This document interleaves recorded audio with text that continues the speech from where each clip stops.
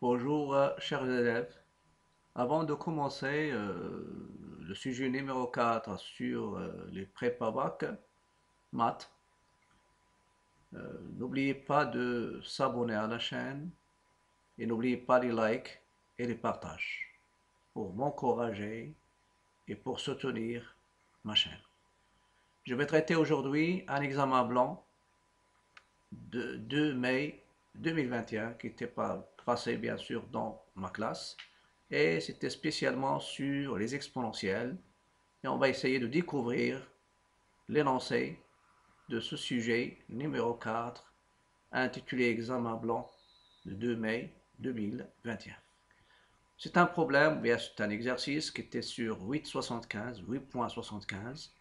Il contient la partie 1, je commence, je vais essayer comme d'habitude de lire l'intégralité du problème. Et après, une fois terminé, vous pouvez mettre pause, chercher et consulter les réponses dans des vidéos. Et toujours essayer de s'abonner pour recevoir tout ce qui est nouveau dans ma chaîne. Partie 1, on considère la fonction g définie sur R par g de x égale à 1 moins l'exponentielle 2x plus 2x l'exponentielle 2x. Petit 1, petit a, montrer que pour tout x de R, g' de x égale à 4x l'exponentielle 2x. Petit b, dresser tableau de variation de la fonction g. Petit 2, comme d'habitude, on déduit que pour tout x de R, g de x est supérieur ou égal à 0. Ça, c'est la partie 1. On va découvrir la partie 2. La partie 2, on considère la fonction f définie sur R par f de x égale à x moins, entre parenthèses, 1 moins x l'exponentielle 2x. Et soit CF, sa courbe représentative dans un repère orthonormé OIG, l'unité 1 cm. Petit 1, petit a, montrer que la limite de f de x en moins l'infini, c'est moins l'infini. Petit b, montrer que la droite delta d'équation y égale à x est une asymptote oblique à la courbe de f au voisinage de moins l'infini. Petit c, étudier le signe de f de x moins x. Puis en déduire que CF est au-dessous de delta sur moins l'infini moins 1 au vert et au-dessus, ou bien en dessus de delta sur l'intervalle ouvert 1 plus l'infini. Petit 2, calculer la limite de f de x en plus l'infini. Montrer que la limite de f de x sur x en plus l'infini, c'est plus l'infini. Et en déduire que la courbe CF admet une branche parabolique au voisinage de plus l'infini dont on déterminera la direction. Petit 3. Petit a, montrer que pour tout x de R, tout x de R, f' de x égale g de x. Petit b, dresser le tableau de variation de la fonction f. Petit 4, montrer qu'il existe un réel alpha dans R tel que f de alpha égale à 0 et que alpha est compris strictement entre ln de 2 et 1. Cinquièmement, montrer que le point A de coordonnées 0, moins 1 est un point d'inflexion de la courbe CF. La question petit 6. Construire la droite delta et la courbe CF dans le repère orthonormé OIG. Petit 7. Soit H, la fonction définie sur I, qui est égale à l'intervalle fermé 1 plus l'infini, par h de x égale f de x. H ici, il s'appelle la restriction de la fonction f sur l'intervalle fermé 1 plus l'infini. Petit a, montrer où h admet une fonction réciproque h-1 définie sur un intervalle j que l'on déterminera. Voilà. Et petit b, vérifier que h-1 est dérivable en 1 et que h de a égale à 1, puis calculer h-1' de 1. Et petit c, construire la courbe ch-1 dans le repère OIJ. Voilà, ça c'est l'énoncé entier. Vous pouvez mettre pause, chercher et après revenir à la solution. Je vais passer maintenant à la solution. Et dans la solution, je vais commencer par la partie 1. Voilà, solution. Dans la partie 1, on vous donne g de x. Donc, vous avez g de x. Donc, partie 1, vous avez g de x. C'est 1 moins l'exponentielle de 2x plus 2x l'exponentielle de 2x.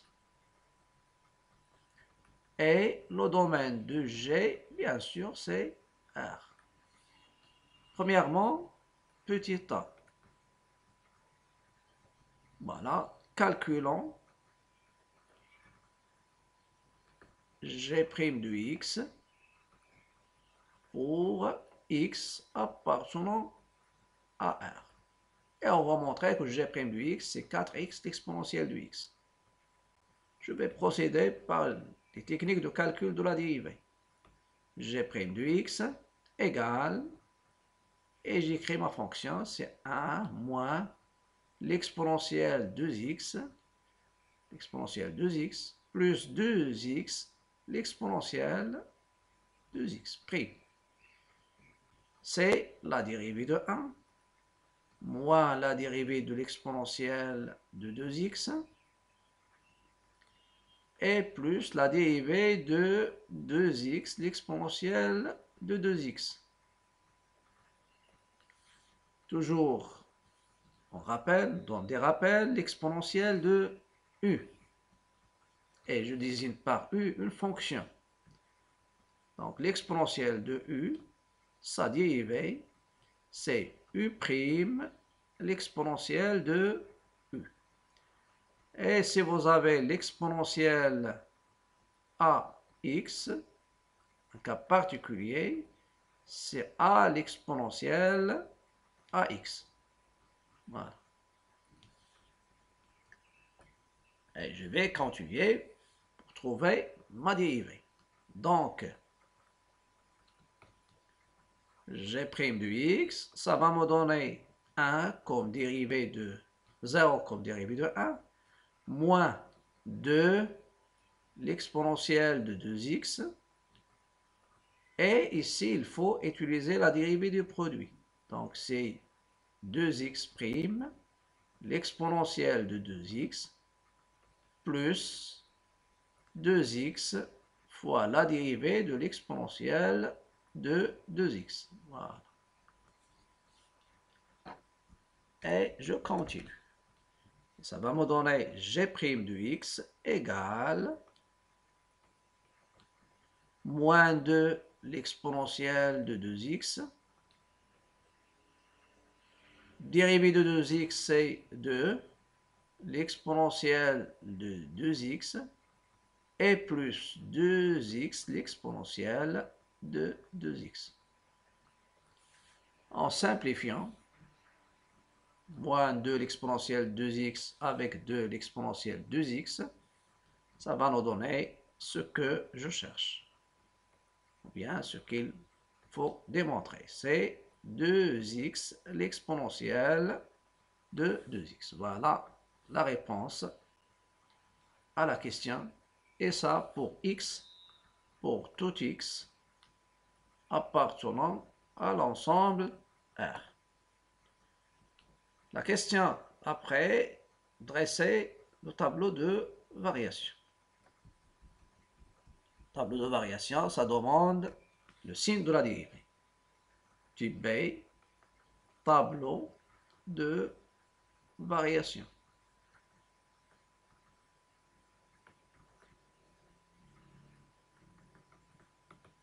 Bien sûr, de ma fonction g.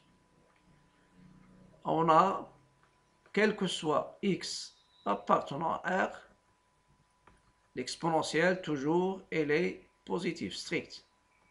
Donc, on a l'exponentielle 2x, est strictement positif. Donc, le signe de G' de x est celui de 2x. Bien sûr, sur l'ensemble R. Voilà. Sur l'ensemble R. Et ça va nous donner, sur l'ensemble R, je donne un petit tableau et après je donne le tableau de variation. Un petit tableau de signe de 2x. C'est le signe, ça c'est uniquement pour simplifier l'explication aux gens qui n'arrivent pas au signe. 2x, il s'annule en 0, c'est le signe de x. Sur R plus, il est positif et sur R moins, il est négatif. Donc, je passe maintenant à mon tableau de variation. Tableau de variation de la fonction G.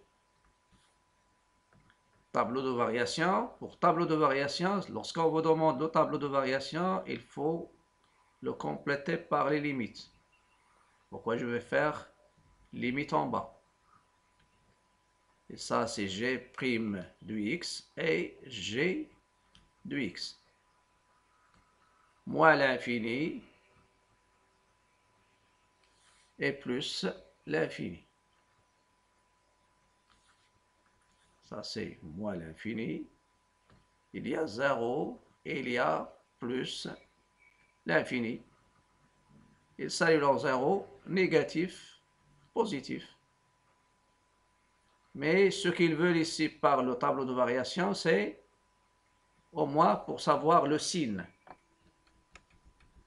Parce que ce qui est intéressant, c'est le signe. Donc, je vais calculer G de 0 pour savoir est-ce que je vais donner des limites, est-ce que je vais calculer les limites ou non. C'est 1 moins 1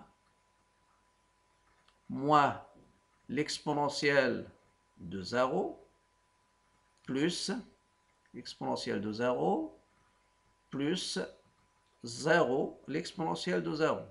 L'exponentielle de 0. Donc, ça va donner 1 moins 1 égale 0. Donc, pour nous, le 0, c'est une valeur minimale absolue. Donc, dans ce cas-là, ce n'est pas la peine de chercher les limites. Parce que le but, c'était de déterminer le signe. Et si vous avez la valeur minimale ici négative, dans ce cas-là, on doit chercher les limites aux bornes, c'est-à-dire en moins l'infini et en plus l'infini. C'est la question petit 2. Petit 2, sin de g de x sur R. On a g de 0 qui est égal à 0 est une valeur minimale absolue de G sur R. Donc, quel que soit X appartenant à R, G de X, elle est supérieure ou égale à G de 0, qui est égal à 0. Voilà. Et ça va me donner, quel que soit X appartenant à R,